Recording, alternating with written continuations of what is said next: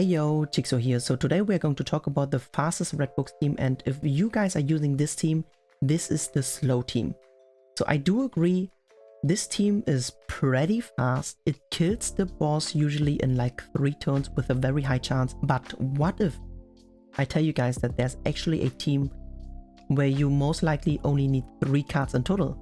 So yeah, if this video is going to be helpful, guys, make sure to comment, like, and subscribe, and also check out my Twitch channel and Discord as well. And also share this to everyone in every group you are, so that people will be knowing what the right books team is. So yeah, we're going to jump into the video after the intro.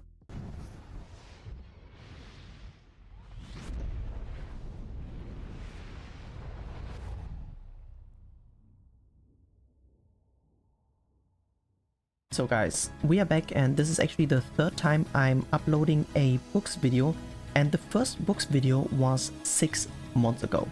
So if you guys are subscribed late, at least better late than never, right? But yeah, so like my viewers do know about this team, or they actually should know about this team. And the reason why this team is so much better is usually when you are using the red Gotha team, he does make your team stronger over time, but Lilia makes the team stronger from turn 1. And what Lilia does here is that she actually makes it possible that Gila one-shots. She one-shots with the debuff card. So, which means she will always one-shot the first phase minimum. There already we are saving time. Because with the Gotha team, we are going to use the debuff of Gila and then the AoE of Gotha, which is already very, very slow. So of course, the animation of Lilia are a bit slow, but that's why we have exactly this positioning. This positioning is very, very important. I still have seen a lot of people, they use the right team, but they use the wrong positioning. They are like, oh, there's no difference in Hauser left and Gila mid, for example. But actually there's a big difference. So in general, what the AI does is AI usually prefers buffs. After that, it prefers debuffs. So Gila's debuff will be always used. After that, the AI will prefer merges. After merges are going to come the cards from right to left. So what would happen if we have the Hauser on the left side?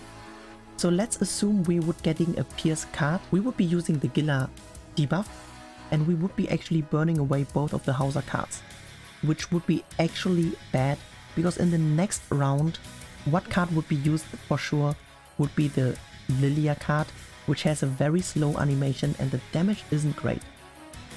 But if we have it like this, no matter what cards come, so it can be a heal card of Gila, it can be a debuff card of Gila, it can be any other card. We are going to use the Gila debuff card, we're going to use the Lilia attack card, which is going to burn away, not even touched, and we're also going to use the Hauser Cyclone, which means we are basically burning 2 bad cards right away in the first turn, and we keep with the Pierce card of Hauser. So let's just say we don't get another card to one-shot from Gila's debuff card, we still have the Pierce card of Hauser. Also that way, the chances for merges and stuff are going to be much, much higher. So if you guys don't know, what Gila does is, Gila actually gets 1 ult gauge when the turn starts and she didn't take damage, which means she can actually rush ult, and if you are lucky and just get 1 more debuff card or 1 merge, you have the ult and you can just one-shot the last phase. So for example, in the first turn, there's already a 33% chance, I think I would say, that we actually 3-touch the boss. Because if we are going to get ult, it's going to be only 1 card in the last phase. And yeah, also if we get, like, for example, a heal merge, or if we get a debuff card merge, or if she uses 2 debuffs in the run. So if she gets 1 debuff in the second round, we are also only 3 touching this, and that's why this is the optimal positioning. Now talking about gear, guys. So Lilia, doesn't matter actually what gear you have. If you don't have good Pierce gear on Lilia, you can also just use common Pierce on top.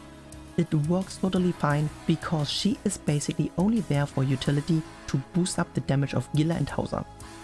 Gila unfortunately needs like 12,500 attack, but I think that's pretty easy to do with Super Awakening if it's needed. So I think like for farming more books during the weekend, as long as you have the stamina pots, it's going to be worth it to Super Awaken her if you can't reach the required 12.5k attack onto Gila. And if you have like, for example, Yua gear for Jericho, I think Jericho might be a better link. But for me, I think the highest attack link I currently have is the Green Escanor. And then I just put on my other good damage dealer set, which is from Daddy, onto my Gila, and I almost have 13,000. So I definitely reach more than just that. So for Hauser, the best would be, of course, obviously top pieces with Pierce and Gil Thunder Link, so that you can actually one-shot with the ult as well. Depending on, like, for example, if you have Yua gear, I don't have Yua gear on my Hauser. You can also use like Gila Link, the red Gila, for more attack and stuff. And yeah, for Lilia, it doesn't really matter. So yeah, I will just show you guys some runs now, some example runs, where you guys can actually see that it's only 3 touch.